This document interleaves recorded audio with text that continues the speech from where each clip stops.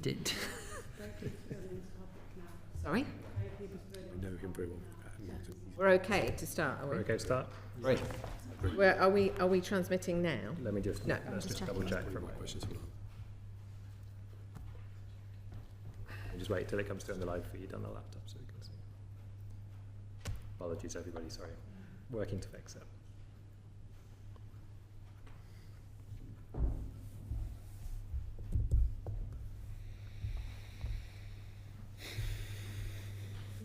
It's not coming through for me yet. Not coming through for us yet.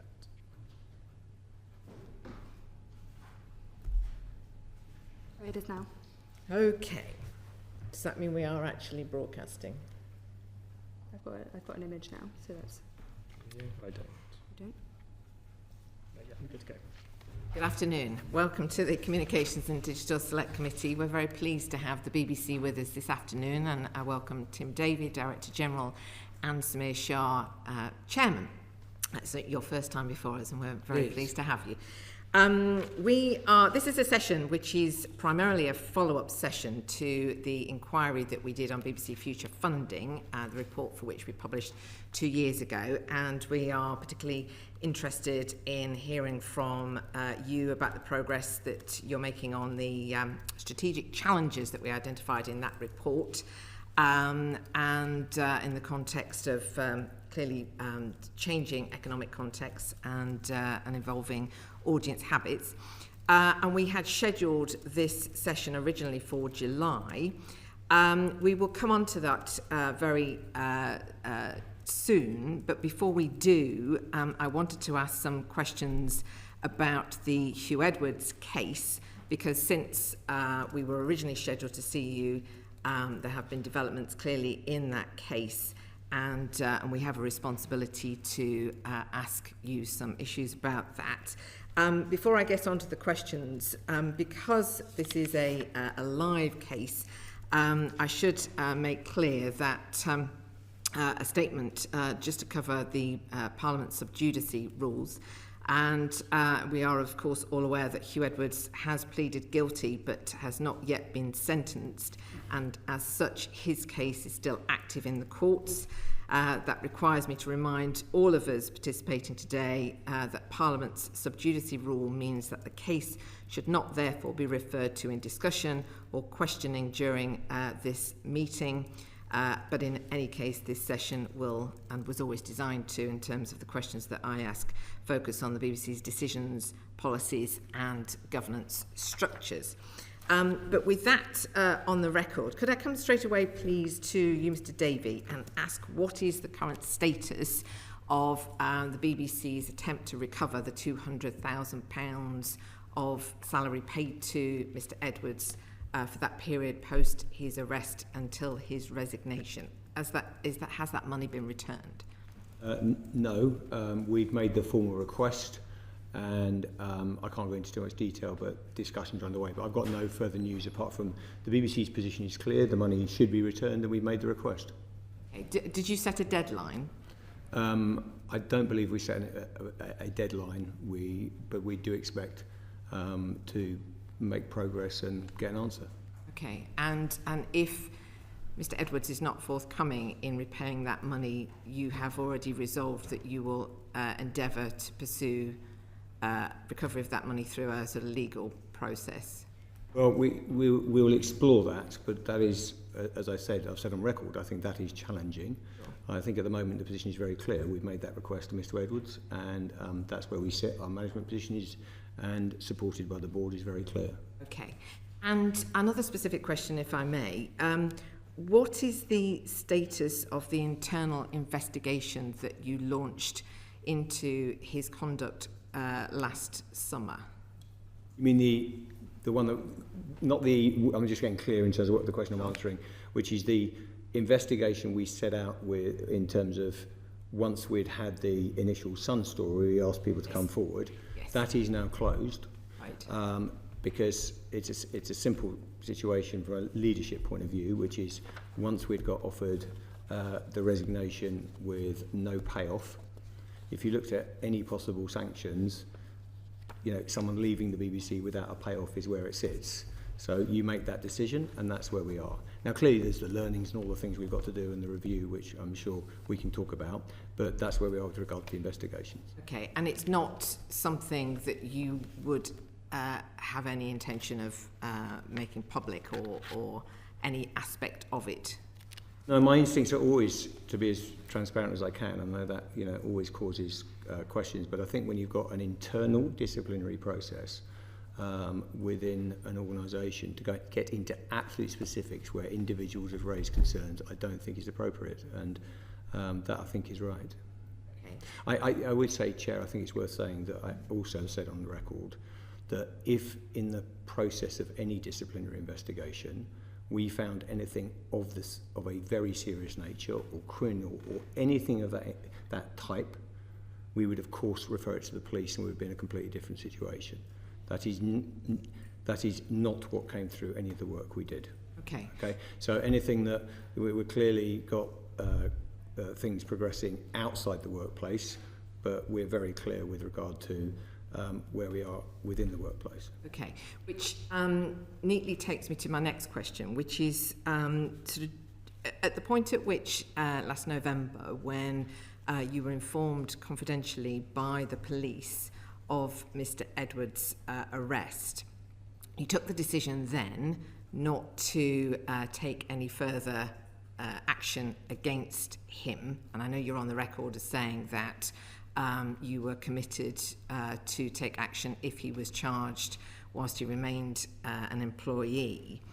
Was there anything that had emerged, either through the internal investigation or through any other route, about his conduct that you took into account at that time in your own decision? So not what the police were informing you, no, separate to the police investigation.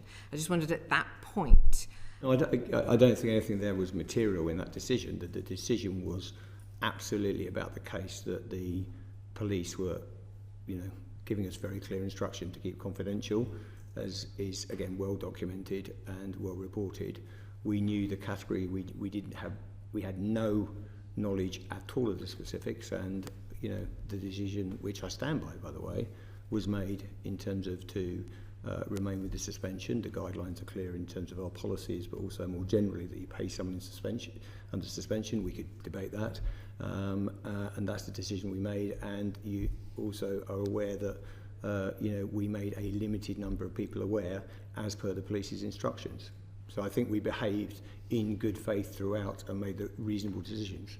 And I know that in the statement that the board issued on the 9th of August, having discussed in great detail, I assume, in board meetings, the decision that you made at that time, that the board is satisfied with the way in which you took account of all of these different matters. I guess the one question I would, there's a specific question here, which is whether you had an option at that time, as in November last year, to sort of do anything in terms of the pay, you know, his pay status, bearing in mind now the attempt to recover the pay that has been made in the period since. Could you, and did you want to do anything about his pay status, as in could you have kept him suspended without pay as opposed to at full pay? Because I noticed in the statement that the board has issued that one of the things they've asked you to look at is whether is the sort of BBC's pay policy when employees are suspended. Indeed. I mean, as I said, it wasn't an easy decision. It was really difficult getting the balance right, because you knew that the arrest had been made, you knew that there were no charges. In that, you know, you take advice, and you can always take risk, by the way. You can take risk in these situations and go against your policies. You know, being blunt, you can take the risk. You also, there might be legal risks in that. There also might be significant welfare risks, because you've also got vulnerable individuals, and you know, obviously your primary thoughts are people who are impacted, but also you've got people who are accused at that point, and you don't know whether they're going to result in charges. So you have a lot of unknowns at that point. If you look at, I mean, I even looked at the gov.uk guidelines on employee rights during suspension, and the standard practice is to pay. Now, you know, this affair has not been easy for any of us at the BBC, and particularly for those people who have been impacted. But I think it's absolutely right to look back and reflect and say, what are the learnings here? This is standard practice, but maybe we should be challenging that. And that's what I'm sure the Chair will want to speak about, what the board's role is in all this and their oversight. But I welcome the idea that we look at that policy and see with, you know, hindsight is a wonderful thing. With that, you begin to think about, could you be more muscular in that situation with regard to payment? That's where we are. Okay. Just before I come on to Dr. Shah, can I just ask, just in terms of looking back and lessons from that period, before I move on to sort of, as I say, the role of the board. I mean, is there anything else that you would reflect on? I mean, for example, at the point at which you were approached last summer by The Sun when this story first emerged, is there anything at that point that you might reflect on? Thinking about sort of whether or not, there was a... when these kind of scandals are brought to you, how much how much of this do you perceive as an institutional attack versus an inquiry about something which is a serious issue to do with one of your employees? I've always taken I've lent towards the latter, Chair, okay, because I always think, you know, the press will have an agenda, but at the end of the day, I think you need to deal with things seriously, and the people affected in this. So I don't get, being very open about it, I don't get too bent out of shape by the press going at it. I'm interested in whether the BBC did the right thing, and if we did the right thing and we're acting calmly and in good faith, we're doing the right, you know, then that's what my job is. I think throughout the affair we have acted in good faith, and I think we've tried to make, you know, sensible calls with the right judgment throughout. I think there are inevitably, in answer to your question, do I reflect? Of course I reflect. These are difficult things for an institution, and I think it's really important we reflect. There are some specifics. So we have done a review of non-editorial complaints, and when there's various ways in which you can come into the BBC, whether you've got someone just turning up at a reception or ringing in a line. Is that coordinated? Has it? And we did a review with, as you know, with Deloitte on what's called non-editorial complaints, which is when just someone comes with an issue that isn't related to our output. We've done an enormous amount of work on that, and there are some learnings in terms of joining up the BBC. We can get into some really gritty specifics on what we've done on that. So there has been some learnings on that. The second is the areas we've talked about in terms of some of the ins and outs of this. I think our policies are fit for purpose, but there's things you reflect on, like the debate we've just been having around payment. And then we can talk about the board. There's clearly this ongoing question, which I think this industry continually needs to work on, and I believe we've made massive progress here. This idea of power in the workplace, and just, are we in the right place on that? And just, that will be, to change culture, and there's many people around the room who've done this, this takes time, and I think you reflect on how far you've come on that journey and how much progress you've made. So yeah, there's lots of reflection. Okay. I'm sure, Dr. Shah, you might want to refer to the review that was also announced in the statement that the board issued in August about this review on the sort of balance of power. But could I ask more specifically about reflecting on the role of the board in this situation, both during the time since you've been as chair, and I realise that this started before you arrived, but are you satisfied with the visibility of the board in handling a crisis such as this? For instance, there was a period between it becoming known of Huw Edwards' arrest and your statement, but we also had the situation again this year, which was similar to that which occurred when this story first broke last year, where different Secretary of State, different government, different chairman, but we've got the government going straight to the Director General, wanting to ask perfectly reasonable questions, but seeking almost to hold the Director General to account, and the people are unaware what the board is doing at that time. Thank you. Thank you, Chair.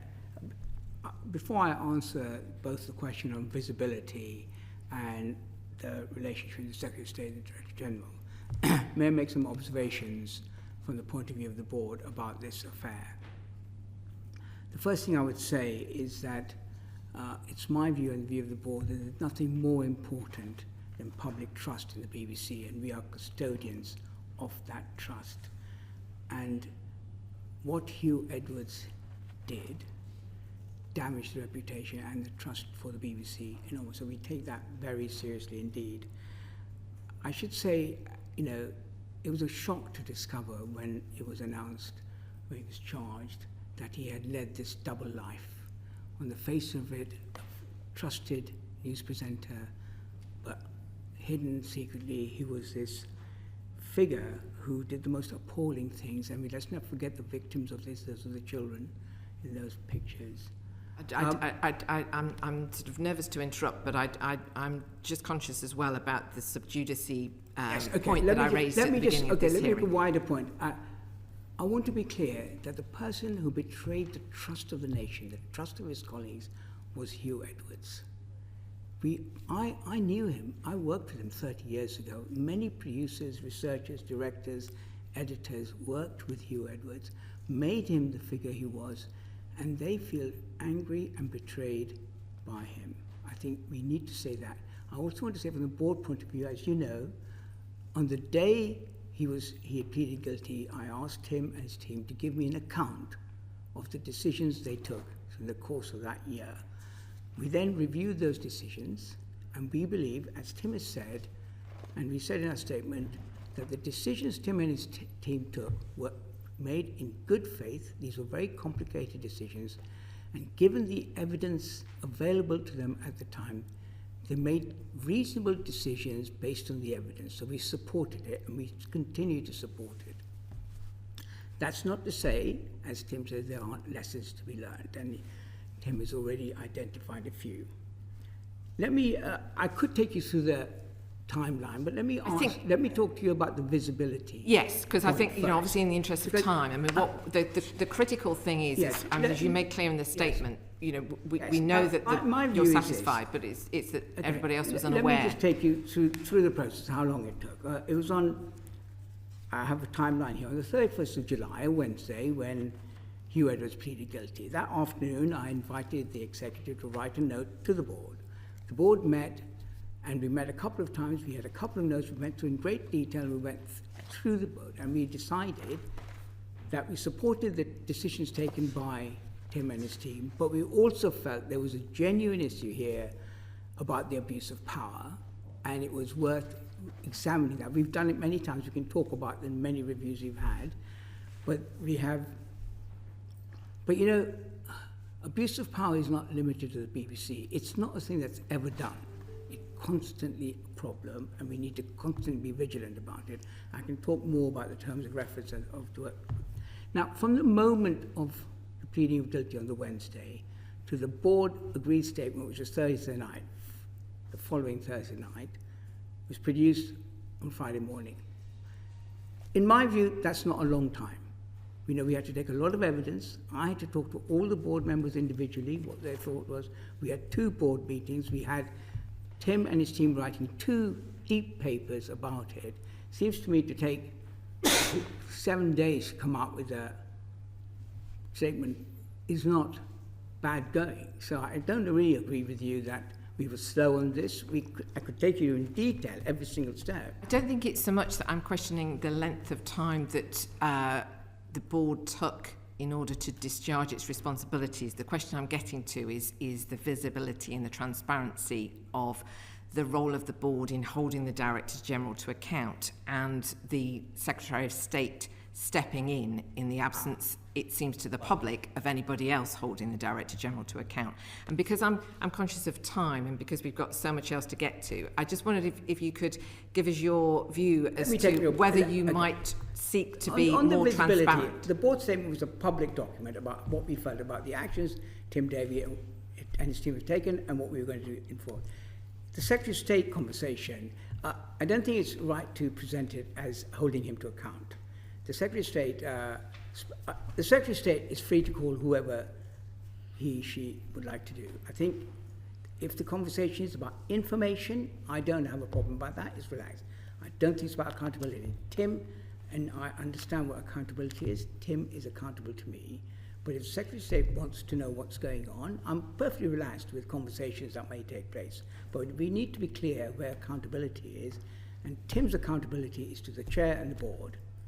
And I think that was clear. And what the conversation that took place, remember, it was reported as summons.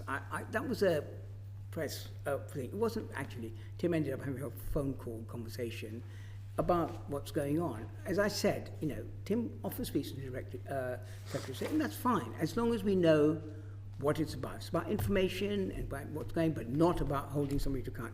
It's my job to hold the Director General to account. I think that's clear. Okay, thank you.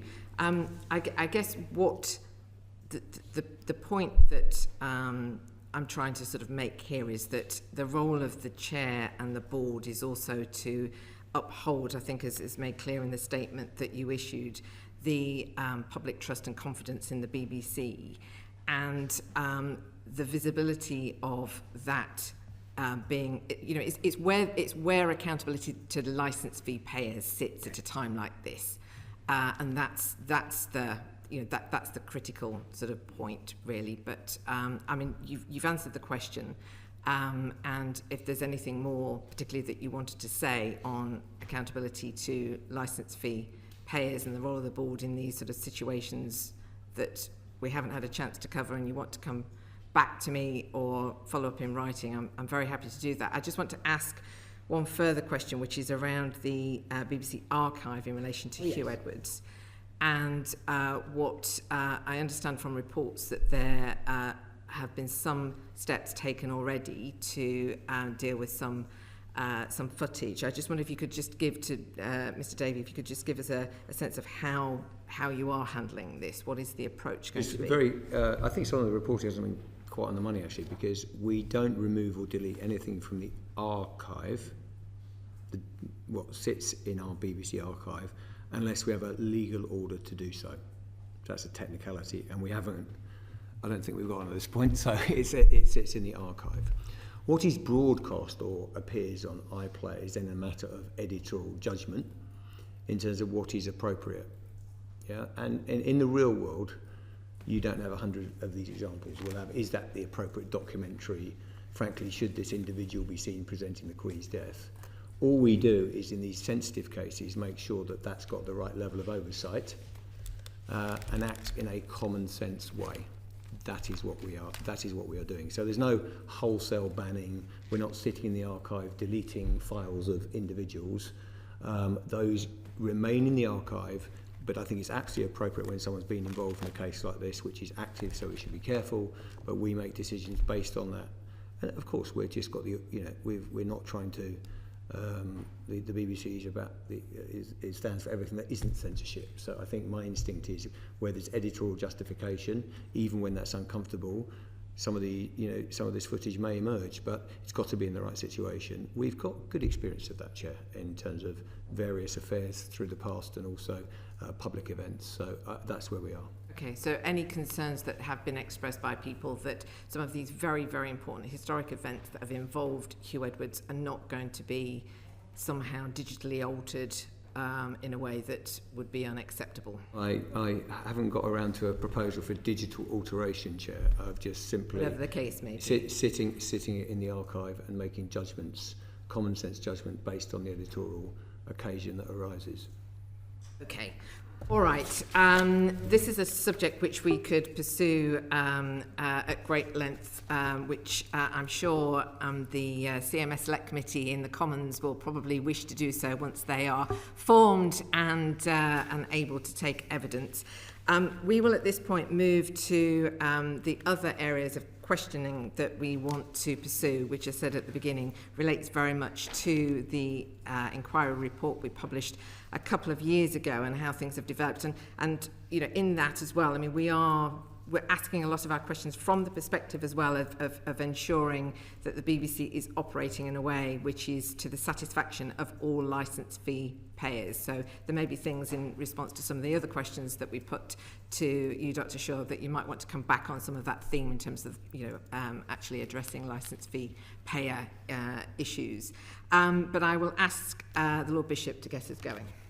Thank you. We're going to look at revenue and the impact of falling revenue. It's very clear from the stats around that BBC revenue faces long-term decline.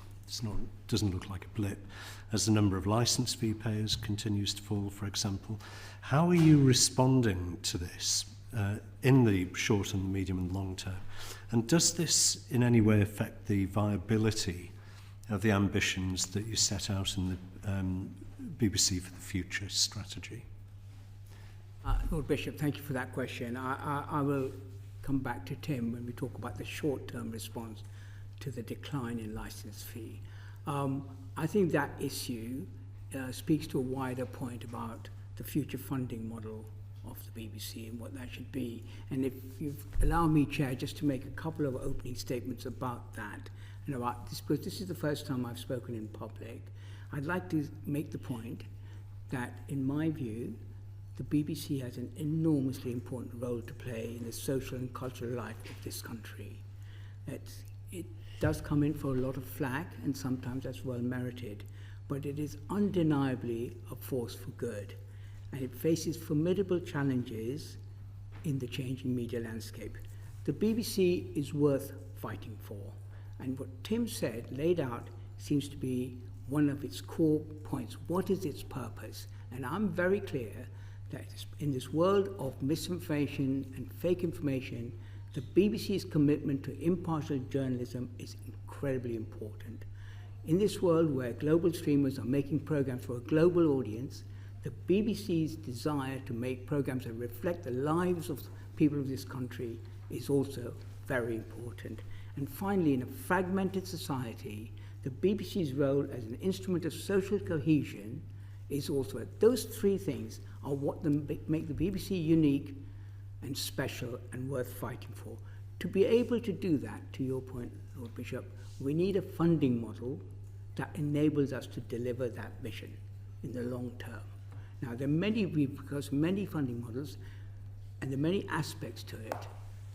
The way I perceive both in terms of strategic intent of the BBC is to see the extent to which we can strengthen the independence of the BBC. I look at the licence fee and its adaptation or its change through that lens as much as all the other ones about progression, as well as, and we may come to it later, about charter renewal. What matters most of all is the independence of the BBC. Now, any new funding model needs to ensure that we remain independent. And may I just say that the licence fee, which has many difficulties as we know, I know in my experience looking at it, that the licence fee has been vulnerable to actions by the government, particularly the Chancellor, to impose on the BBC duties that just basically take money away from making content. Most egregiously, the World Service, which, in a stroke of a pen, with no democratic accountability, no reference to Parliament, no reference to people, we suddenly had to find 300 million, which came out of the licence fee. We need to find a settlement of a future funding model that ensures we are independent of that kind of action. Now, I think we do need to be accountable, and we can come to the kind of accountability we need, but I do believe independence, we should think about the funding model in terms of independence. In terms of short term and the decline of the licence fee, Tim had some very good data on how to deal with it. We'll come to Tim in a moment, but I just want to press him. I think what you've given us is, if you like, a philosophical defence of the BBC, but the question is about how are you responding to the long-term decline. Now, saying we need new funding models, I think is pretty obvious. We all agree with that. But what are you looking at? Well, I don't take the counsel of despair that we're lost in this world. As I said, the articulation of what the BBC is for gives it a purpose, and we need a funding model that enables us to deliver that purpose. That, in turn, I think will have the impact of getting support from the license fee payer and to be able to reverse that trend. I don't think we should sit here and think, oh, the game's over. We can actually fight I don't think it. anyone's suggesting that. What I'm asking is, if we're saying we need a long-term funding model, there's probably a finite range of options that can be looked at. So what are they? And then we can come to Tim on what are the short, medium-term mitigations for the decline that we're seeing. Well, I know you've heard this before because I've looked at previous minutes, but the BBC has spent a lot of time discussing what alternative funding models are. There's some that we have, as it were, ruled out, and indeed the end of report said a subscription model doesn't work in terms of public service. Where I'm talking about public service funding. I don't think the advertising model works either. So we are looking at different versions of a universal fee. Now, there are lots of different iterations of that. I know there's been some discussion here about a two-tier one where you have for public service. The board has not discussed this or made a decision. My personal view about it is I'm skeptical of a core and a service and then an additional, because that feels to me a bit like a subscription service, and it'll have all the difficulties Enders has reported about subscription service.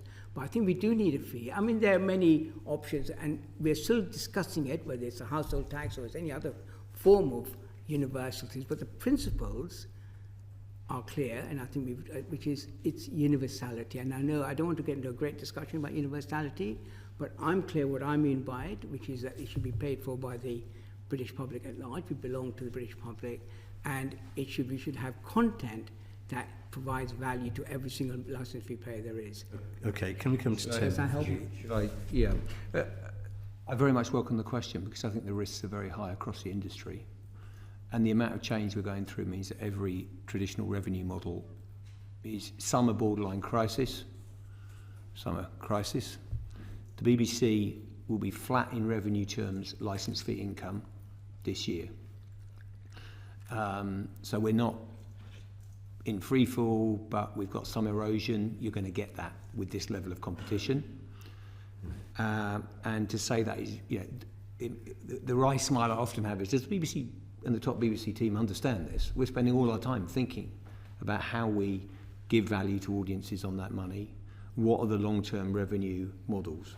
Now, it's not quite true to say the overall BBC revenue hasn't moved, by the way, because the commercial arm we've moved through a number of years from £1 billion turnover to 2 billion turnover with a decent margin, which helps, but it doesn't get you there. And your question is very well put, because you can push the commercial arm further. It is extremely helpful, but we're facing trillion-dollar companies. So what is the answer?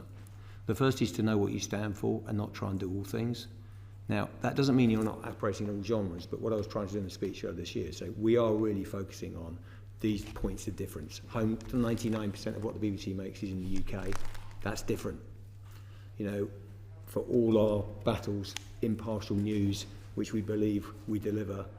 We're not perfect, but we delivered it, and the teams are doing a sensational job on that through the election. We absolutely need to fight for that.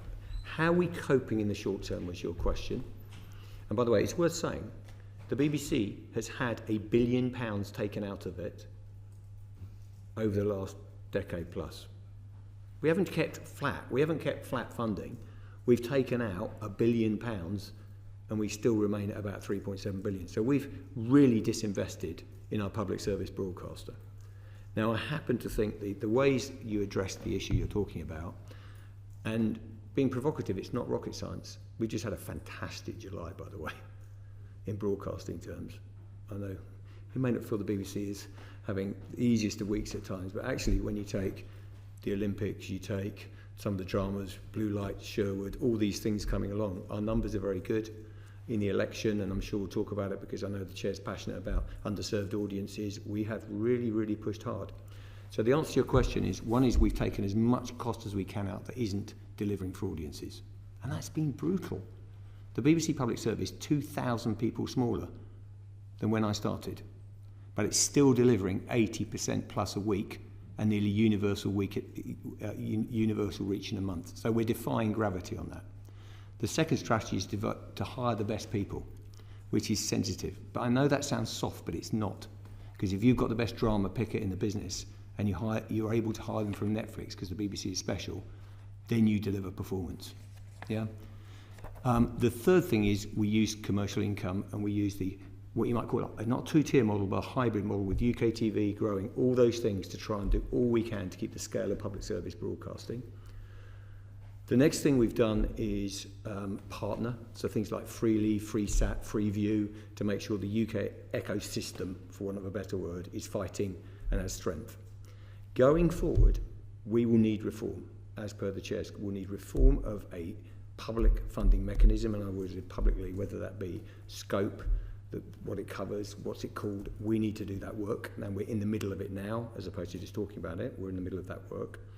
The second thing is, I just want to emphasise, because I think this committee is incredibly important in this area, is the media bill said that public service broadcasters get appropriate prominence on digital platforms.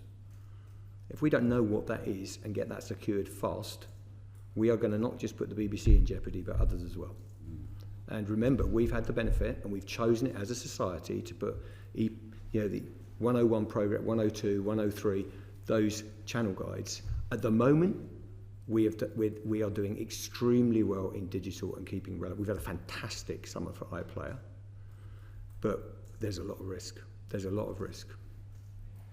I think colleagues wait. Thank you. We've got quite a lot of colleagues who want to come in on this area. Can I start with Lord Hall? Yeah, I should declare an interest. I've worked with both the Chair and the Director General, and worked very well with both as well. Might I say I've got form, yes, or we've got form. It's a question which may therefore sound a bit arcane, but I don't think it is.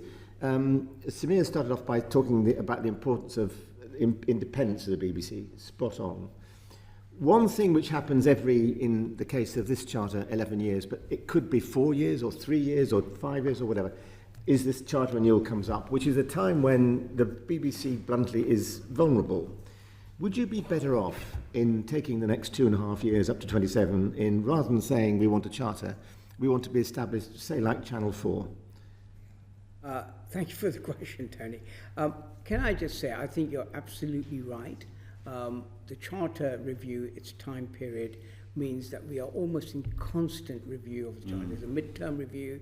We're constantly in this, I think, not very comfortable relationship with the government over charter, and it undermines and threatens our independence. I would absolutely welcome an exploration, or how can I put it, constitutional innovation when it comes to the relationship between the BBC and the government.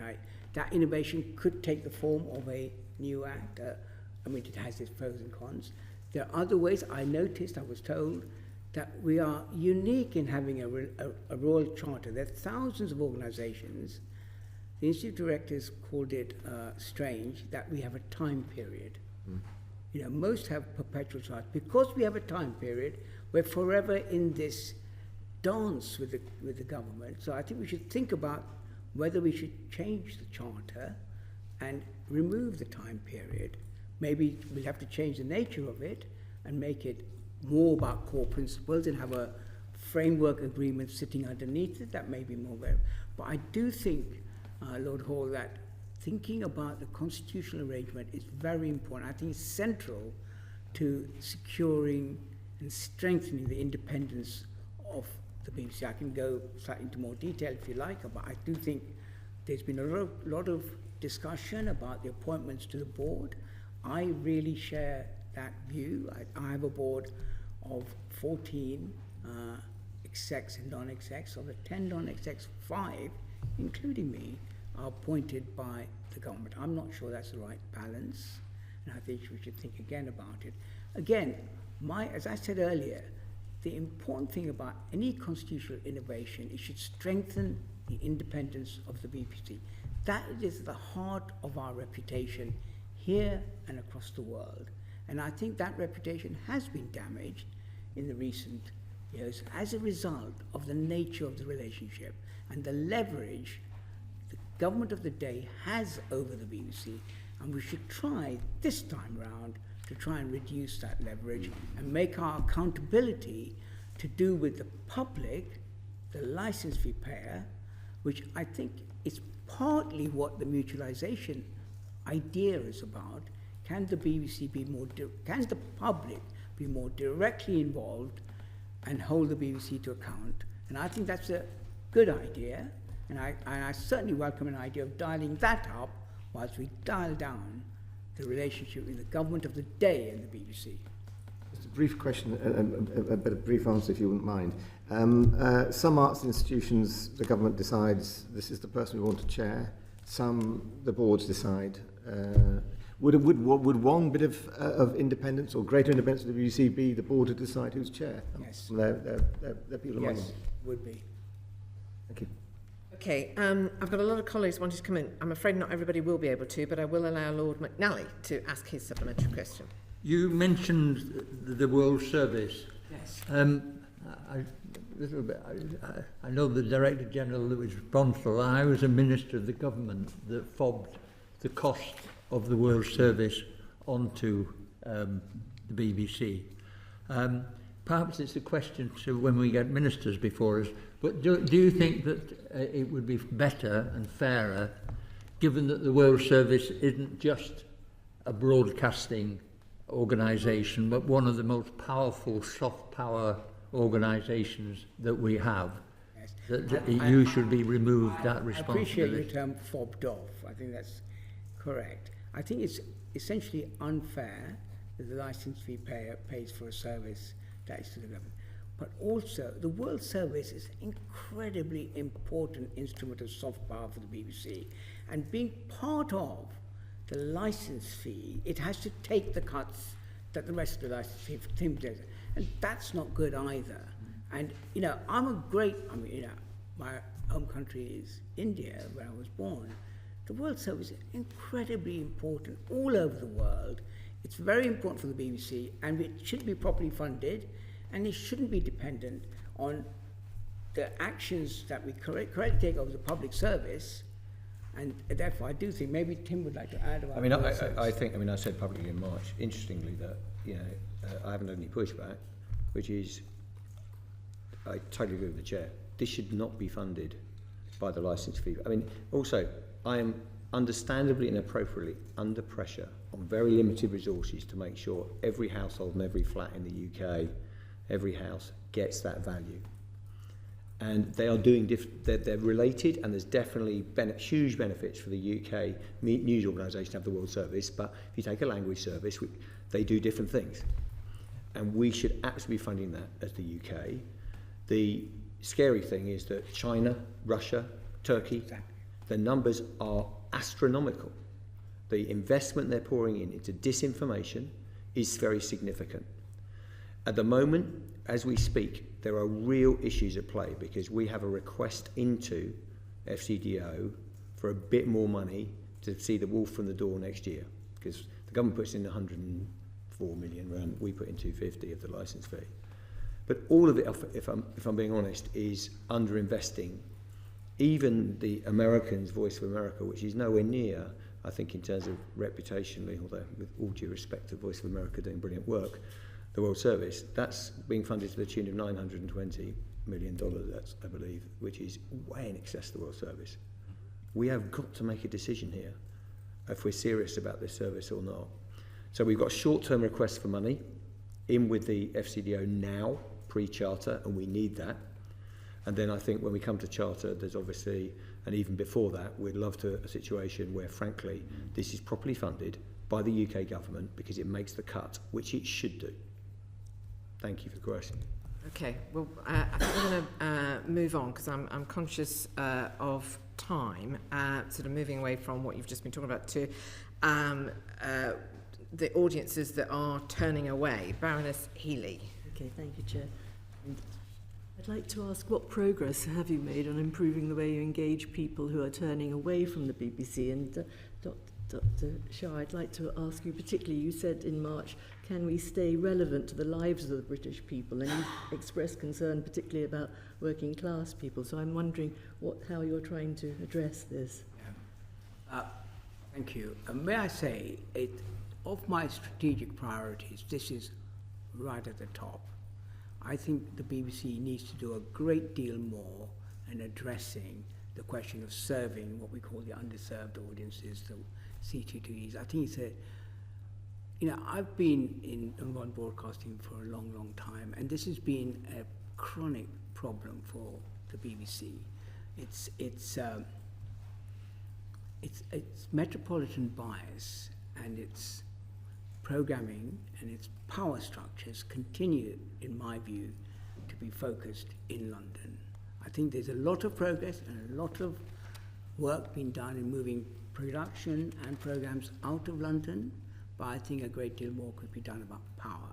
Salford is a very good example of what I'm getting at. It's still not there yet, but the vision, and I'm thinking about making the underserved feel the BBC is part of them, it belongs to them, is that you can have a career in broadcasting without having to come to London. Now, I remember back in the day, you know, and I was on the board when the Salford moved to place. We all had a vision that it would become Granada. Now, those of you older, I think most of you will remember Granada. And Granada was an incredibly, and people thought it belonged to them. All classes, all culture, all community in that area. Similarly for Yorkshire, similarly for Tyne-Tees. We all know that. I think the BBC continues to feel like an organisation that's where the power base is in London, and people outside feel, oh, it's over there. And we need to break that. We have a policy across the country. I think it's a great policy. We need to do more. There are lots of really good people committed to that, but these are hard things to achieve, but I want to put a lot of my energy in making that happen, because it's enough. You know, we can't keep saying we don't serve the C2Ds. And it's not just, may I say, just about a definition like C2Ds working. It's all about values, attitudes, you know, the whole cultural thing. How far is that expressed? Now, apart from immediately, you probably are aware that the BBC does thematic reviews. I was in fact involved in one. I was doing the migration one before I had to step down from it. The next one, which is currently underway, is about portrayal. And that is about how well does the BBC represent and reflect the lives of people across the country. It's going to be a very systematic, well-analysed, evidential-based work, and that will help us start building some policies and practices that will help begin to change that. But I do think the bottom line is to move the power out of London and to try and create these hubs where people living wherever, whether you're born in Truro or you're born in Middlesbrough, you can achieve in broadcasting without having to come to London to do it. That's a big, big task, but I would like to make real progress in that over the next few years. If I may, I mean, we're really pushing on this, and as you can hear, I'm being pushed harder, and I think it's absolutely right. We've now, 63 of 92 network TV commissioners are now working outside London. Big change. Yeah, so this is what we've got to do. We've got to change. And I think the chair's challenge is absolutely spot on, but if you look at the drama we deliver, you can see a real push. Yeah. In the elections, having things like local correspondence on the main news bulletins, all this is helping.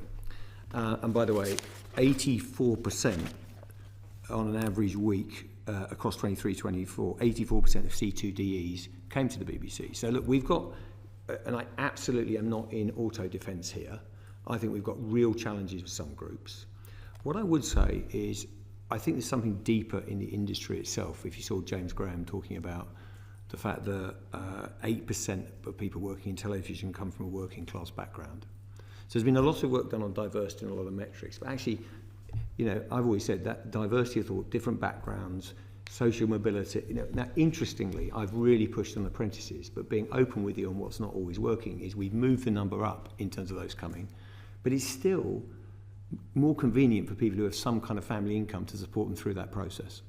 So I think we've got to intervene on the people coming into the industry. Currently, the BBC, by the way, is at 20.8% of people coming from what you might, you can use a load of metrics, but basically it's what parental employment at 14. We're at 20.8. We've moved that number up. I want to get to at least 25, because part of this is also how people think, what their experiences are. And I think that, as well as the geographic point, is important for us as the BBC. I'm a bit more worried about the latter in some ways, because I can move people out, but actually you don't want to just arrive in an area and get the same, if I dare say, I'm in dangerous territory, but same type of people in terms of social demographics arriving in an office in Cardiff. And I think that's one thing I think we really have to motor on.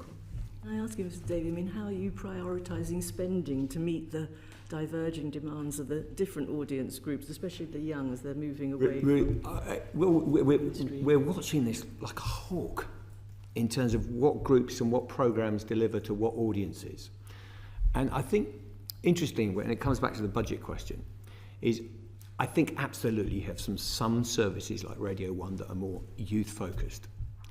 But I have to say, what's really working is the sweet spot of taking your core activity, whether that be an entertainment programme like Race Across the World, or you take the election and you say, I'm doing simple explainers. 47% of 18 to 24s claim to have consumed coverage of the general election results on social media. It's reshaping, so not diminishing standards, so you're into that whole dumbing down discussion. I'm not talking about that. But I'm talking about, we've got massive uptake among young audiences of simple explanations of manifestos. People are desperate for this. So I think it's reshaping our output at the core, rather than just saying, oh, we're going to do something cool on the side, which I think actually is not the essence of this. It's making sure the news of itself, the 6:30 news has always been brilliant at this regionally, where you've got a different tone of voice. And I think that's what we've got to do more of. And that is a big challenge in terms of how we take things forward. It's also very sensitive because some people want to stick with what's there in tone and content. And I think it is getting more challenging. We find if you take an issue, a political issue, the level of understanding can be wildly varying between those people who have no idea of something and those people who are pretty well versed on it, and making sure we can, and we're really monitoring how we feed all the audience across that. Okay, thank you. I know Baroness Whitcroft had a supplementary, but I would just preempt, say that I think some of what you're raising also connects to the questions that are going to be coming up about local news in terms of how that relates to hubs and what have you. But can I just check whether Baroness Whitcroft is happy to take it then, or whether you want to ask it now? Very quick one. I would like to ask it now, if I may, Chair. Given the resources that you have to work out how to spend them. Some of us are concerned that news, and particularly news investigations, are going to be the victim. And I just wonder whether you could say how important do you think national news and investigative news are, and I suppose Newsnight is something. Well, they're the very centre of the BBC, and we've put more investigative capability into the local regions, for instance, now, and doing more work there. I think it's a justifiable concern, which is when we had investigative teams sitting with Newsnight. We don't want, just to reassure, we do not want to downgrade our investigative capabilities at the BBC. It's essential. I think we've had a good recent period in terms of a number of investigations. That is our central and core to the BBC, along with network news. I think there's just an organisational question about how much is attached to Newsnight, and there are pros and cons with that. You're attached to a linear slot to a degree. Newsnight has done some fabulous stuff. I mean, Birmingham Health Trust, that I could go on, but that it's been slightly different to some of the other investigative journalism. We're very sensitive to that and we want to protect it. But the short answer to your question is, under my tenure, we absolutely want to be leading the market in terms of investigative journalism. That does not necessarily mean that it's simply about the number of hours of programming you do. It's the quality of the journalism and making sure we've got the resources. But remember the earlier question. We've had 30% stripped out our budget. So you cannot do everything. And we've got to make some choices around quality over quantity sometimes, which is difficult. Thank you. Okay. We're sort of sticking on the theme of news as we move to election coverage, and I'm going to go to Baroness Harding. Thank you, Chair. So I think Ofcom published research today that shows that online sites and apps are now as popular as TV news for the first time. So I'm interested in, firstly, looking back, how did you address the challenge of serving an increasingly fragmented audience in the general election, and what did you learn from it? I think what we did is just take one step back, which is what we did with the newsroom, which was sensitive, was begin to think about it in terms of, forgive the jargon, but story teams is where stories are developed and where you work your journalism, as opposed to having bespoke resources within every linear programme. That has been extremely sensitive, as you can imagine, because culturally, you know, you had your resources of each programme. The reason I'm answering it that way is because I think that allows you to say, okay, we've got a good story. So if you go to local now, and I'm very aware that we had these debates in terms of local resources, but I'm actually seeing stories flying across onto my main app. The local news is on the main page of the news app. So we've moved our newsroom so that it is far less agnostic in terms of where it appears and how the story is formed. In the election, we also tested a number of formats on iPlayer. Some worked, some didn't, by the way, interestingly. So you can now see on iPlayer the newsreel. iPlayer's had a fantastic. And we're beginning to learn what works on iPlayer, because not everyone, and I say it with somewhat heavy heart, is going to get at 10 o'clock and sit for half an hour and watch the news. So the good news is we've seen very good numbers for the election. We have seen some decline in linear, to be very open. You can't avoid that.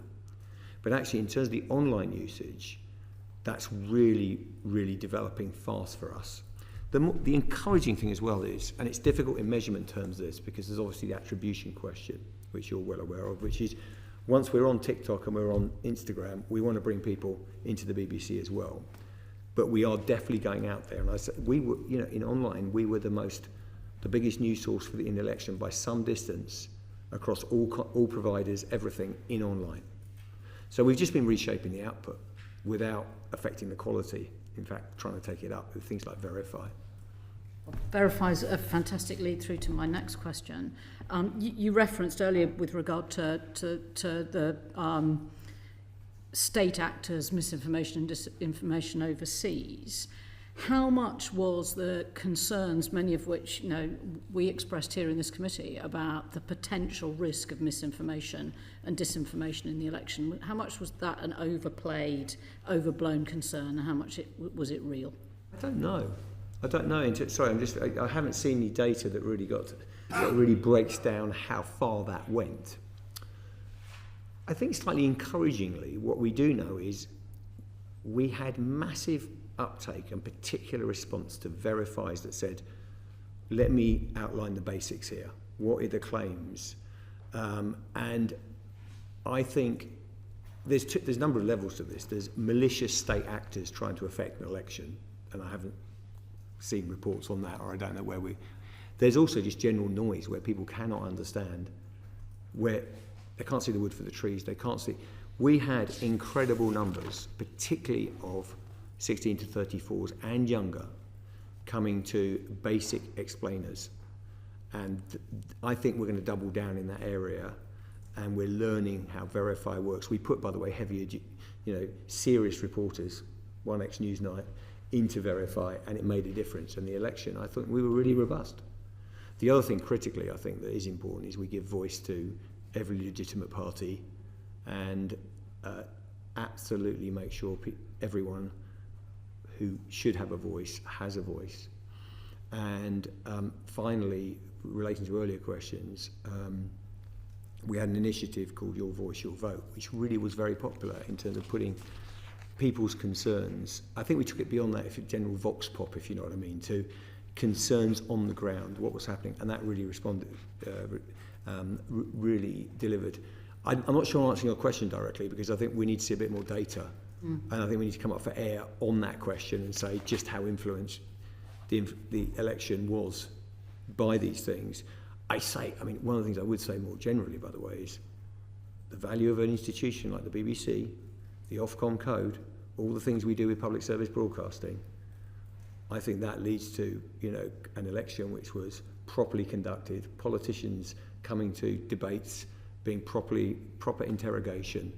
It's a very, very rigorous and proper democratic process, and I think it was well delivered. Is there anything that you'll be doing differently in the run-up to the US election? There's probably numerous things that the news team are going, okay, if we do this is a random example, not true, by the way, so it's a weird thing to say, but I just don't, I was listening to them the other day and they said, look, on iPlayer, if you put it at this time length, it just doesn't work, people aren't getting to it. So it's, this podcast format works particularly, it's all in that, it's how you get it right for an on-demand world. We're Detailed learning. product design. It's detailed product design, which you know in terms of time length, clip length, all those things. I think there's tension because we need to make sure it's of the depth and quality. And I know the news team really believe in this. And you aren't falling into the trap of, there is no doubt the whole market, and I made this point in the speech, the commercial market, totally understandably, and I say with no blame here, has to go after those clicks in a way the BBC can be slightly more strategic in terms of, you won't see us writing lots of headlines that are questions to get you to click into it. So I think we'll stick our ground on that. Final thing is, I think verifying fact-checking probably be very important in the US election. Yeah. If I may, one final question, Chair. Just one of the issues that came out of the general election was the accuracy of all the polls, or in fact the lack of accuracy of the polling.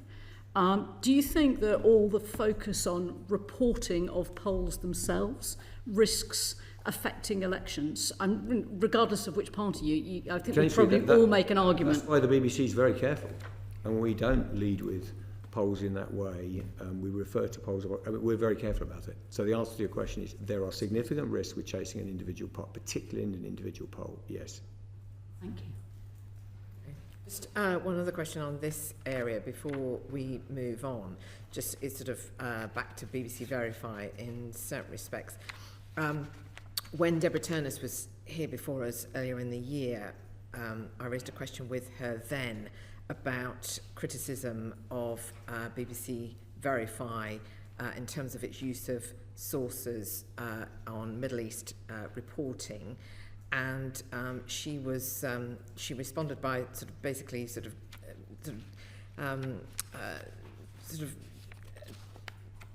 of rather dismissing it in a way that it was from a sort of typical type of critique, and we've had the reporting at the weekend about coverage of the Middle East.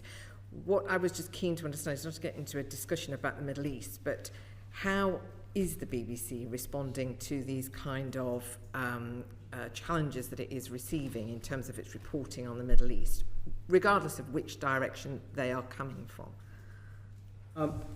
May I answer that? The Israel-Gaza story is a very, very complicated story, and there are very strong emotions on both sides. The first thing I'd say is our journalists out there are doing a really fine job. I should say that they work in very difficult circumstances in Gaza, and particularly because we don't have access to it. I chair the Editorial Guidelines and Standards Committee, and that is part of the process where complaints are discussed and talked about and addressed. We have, over the last, in my time, just in 6 months, we have discussed the Israel-Gaza situation in various different ways many times to look at what the complaints are and the nature of the complaints and the balance of complaints. It's my view, I referred earlier to the thematic reviews. We're doing one this time on portrayal. We're now in the business, that will take its time and work its way through next year, what the next thematic review issue should be. And I definitely think that Middle East conflict is one area we should consider very seriously to be subject to a deep, systematic analysis of how we cover it. It's a very difficult story, and we get it. I mean, I received the letter with a substantive piece of work. It's gone through the normal process, through the complaints, it'll be treated properly. But in my time, and I've been in it for 40 years, this is one thing that has really resulted in lots and lots of concern on all sides. And I think it's the duty of the board and the BBC, because we play such a big role in reporting the Middle East conflict to the rest of the world, that we do take time out and approach and do an analysis, a review of that coverage. And I think it'll be one of the ones we will consider very strongly as to be our next thematic review. And just to remind us how many of these reviews you do a year? Is it 2? Oh, no. The thematic reviews take almost the best part of a year to do. Right. One or two. Yeah. Okay. All right, thank you. Baroness, Great, Chair. Am I allowed to make a very quick point, which is, because I feel strongly about this, which is, I just want to reassure, you know, because you've said, oh, we take all the one thing of all the commentary I get slightly defensive about is not actually the criticism itself. Because I think that, by the way, our journalists are doing an outstanding job under the most ferocious pressure, the personal pressure, the lobbying, the reports from both sides. Now the trouble there is you go, well, it's all so much noise, we're not listening, and it's all equal, and we've got, by the way, we've got more complaints true that we're pro-Israeli on the pro-Israeli side than we have on the other side. There's a whole load of contextual factors around that. But what I would say is every complaint that comes in, and this is where I do dispute what's written, is taken seriously. I come from the view, and you know, as leader of the BBC, I'm absolutely clear on this, that you kind of assume your critic's right until you've done the work. And we will look at that piece of research, take it seriously, in good faith. Every accusation we've had on the Arabic service, we've looked at. Now, the issue is not everyone agrees with the outcome. We've taken disciplinary action. We have people leave the BBC. But broadly, we are doing, I think, a very good job. And the research that we have into the overall public response is good. But that does not mean we're perfect. But I really would both stick up for our journalism, but also say we will treat these complaints seriously. We'll go through them. And we won't just be frankly in auto-defence, but also we will stand up for our journalists and we'll stand up for people doing a good job. So that's the journey we're trying to walk. It's as fraught for institutions as there's a few of us around the table who have been through a few of these. This one's as difficult as they get, in my view. Thank you. Baroness Whitcroft, we're going to move on to local news now, local media. I want to take you away from international wars, but to local ones perhaps, because you've made clear your intention to move things across the country. That's great, but you can't please all the local publishers. And can you say something about where your relationships with local publishers are now? Some accuse you of trying to crowd them out. Is that fair? You're also working with them on the trainee scheme. So could you also say a bit about how that's working? I think it's a relationship that is difficult at times because the first point I'd say is we've kept our investment in local. We've moved money around and that was very difficult, but I still believe that we needed to have an effective online presence, and the BBC and public service broadcasting shouldn't be trapped in one media. It should be able to do its business, and we provide a unique and valuable service locally that is utterly precious. And we are committed to that, by the way. We're committed to local radio. We're committed. I'd say we have a constructive, is probably the word I'd use, dialogue with the NMA. They do have concerns, and I think it's absolutely appropriate. I mean, on my watch, I've always tried to say that we want to see markets grow. We do have a strong opinion, which the NMA know, and we talk to them, and is that the structural declines in local press are present globally, and the BBC is not the key factor here. We're in the market, we're doing our business, but the truth is that if you look at advertising money, it's shifted away from print, and I understand that, and online is a much more competitive environment, etc., etc. So these things are very difficult. I do think it's a good topic of conversation to think where we can get further partnership. Obviously, we've got the local democracy reporting service. I think that's worked better than some of us thought it would, actually. I mean, I think it's really worked well. It's doing its business. I think actually a good topic as we look to the future is how we can further that partnership and how we can help each other bluntly, because no one wants to see the BBC's vision of success is definitely not that we're the only one in town. That is absolutely not how we want to work. We like a competitive, vibrant market, commercial, public. That's how it should work. What is the role of the BBC and indeed any local news media now? Because it's often said that local politics gets no coverage at all, anywhere. I mean, if you talk to if you go into any of our 39 local radio stations, or you go into, my local site here, you're getting quite a lot. You're getting some political coverage. What I think is difficult, and is really difficult for the commercial side, and they can speak for themselves, is having that coverage of, council meetings, and that's why the LDRS scheme is doing its work. Whether it's enough, whether it's big enough, could we do more of it? I think is a really good strategic question to address, because we've got to make sure that, I think is an incredibly important part of our democracy, that local politicians and local administrations are under the right scrutiny. I think the BBC's doing a great job on that, but it can't do it alone. How are you keeping older listeners? I think in terms of older listeners or older BBC, well, it's important that, because I think people often think move to online is an attempt to get youth. Yeah. If you look at over 60s, and I think it must be over 70, certainly over 60s are getting most of their news from online now. Yeah. So this is not simply lurching. We're doing our best with a flat budget in real terms. That's the answer to the question. Which means if you're moving online, if you go to a local radio newsroom, it's worth a visit.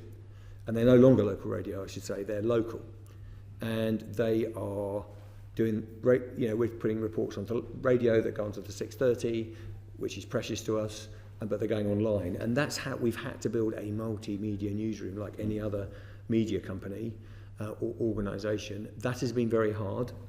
What it's meant, because we've had such tight budgets, is what we've had to do is do less afternoon shows and all the things we've been through that have caused understandable angst. What we're trying to do is hold the listening while investing in online and pull that off. There are many that will be watching us as we do it. Thank you. Story, you had a supplementary? Yes, I've always regarded local radio as a potential jewel in your crown, and we look at local news, and some might say that it's in terminal decline, and the BBC could be the last person standing. Commercial radio has almost got rid of the sort of news element, and local newspapers, their circulation is plummeting. So my question, Tim, is this. How does the BBC help towards invigorating local news and local democracy? You have local democracy reporters. It always seems a bit bizarre to me that you actually give those to those newspapers which really thrive on what we call clickbait journalism. But actually there are other players in the market, like, these small internet-based newspapers. I've got one here, yes. The Post. Yeah. And they seem to be the only people, not even the BBC are doing this, who are doing in-depth investigations. And we're talking about, 4 or 5 journalists, paid, young journalists, properly paid. They're doing one at the moment, exclusive, the mystery of 5 million loans to companies, etc. How do you help to invigorate local journalism? And it's not, I have to say finally, by consolidating and sharing, because it used to be that in the evening minorities could have their programmes, particular subjects could be looked at, and we've lost all that. You've lost some of it. I think when you say potential jewel in the crown, it is a jewel in the crown. It's not potential, it is a jewel in the crown. And the BBC and I need no convincing that locals are an absolute essential part of what the BBC offers. The issue, my job is not to say, if I may, we can agree on that. The issue and the exam question for me is, based on limited budget, what are the right choices to deliver that? And it's been very painful. I'd have loved to have funding to do everything, but there comes a point in which we've had to do some of those shares, because what I would say is local radio is incredibly important. The connection with the listeners is second to none, but its overall reach is about 10% of the population. Now, it may go to 15, but I don't think, and I say this with heavy heart, I haven't seen a forecast that said under any circumstances live radio is going to double its audience. It's just the way the market is moving. It's moving to your point, online. So I need to have the resources to make sure that we've got an online offer alongside radio, alongside the 6:30. This is not about sharing everything. There's certain things you do by media. We have invested, and we put 130 more journalists into local. We've actually decided to create investigative journalism hubs, which, honestly, get out, visit one of the hubs. They're amazing. They are doing that kind of work that you've just shown me. Final point, by the way, we've got a lot of work to do. I think the partnership challenge is a really good one. how could we work with those types of operations so that the BBC and our reach, because we've got a simple objective. Strategic objective for us is 50% of the population come to BBC Local. That's it. We could deliver that through television bulletins and radio. We cannot do that anymore. We need online. So it's a balance, but we don't need convincing of the strategic importance. It's critical. The issue is resources and I sound like it's management speak, but allocation of resources. I'd like to come back on you, but thank you. We might want to continue this outside the committee room because it's an important conversation. Was there anything, Chair, that you wanted to add to what, or indeed comment on what Mr Davie has just said, just in relation to your vision, ambition for local hubs? Well, I take in terms of just a point about local news. I obviously followed it. It's worth noting that as far as the board is concerned, this is part of an overall strategy which was presented to the board last year and approved, which is the move from, as Ofcom has said, from news, from linear channels to online. And what Tim has tried to do and was explained is do that move, because that's the strategic move, that's where the audiences are. And very interesting statistic, is it not, that over 70 years more what now see online than radio.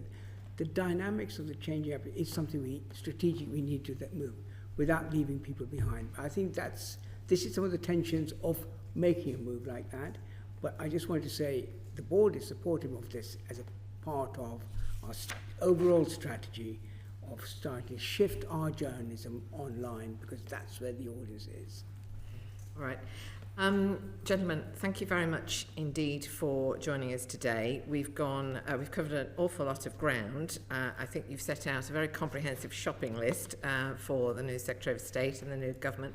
And if any journalists have been watching us who have, instead of following the vote in the Commons on the winter fuel payments, I think you've given them quite a lot of news lines today as well. And I'm grateful to you for engaging with us. And I suppose I would just say in return, I would urge you please, Dr. Shah, to consider again about the transparency and the visibility of the board, particularly bearing in mind what you have put out on your shopping list today in terms of how you would like to see the development of the BBC, that critical need for the board to be visible in a way that it is seen to be representing all of the licence fee payers that are funding the BBC. But I'm hugely grateful to you all and to you both, and thank you very much for being here today. I'm going to bring this to a close. Order.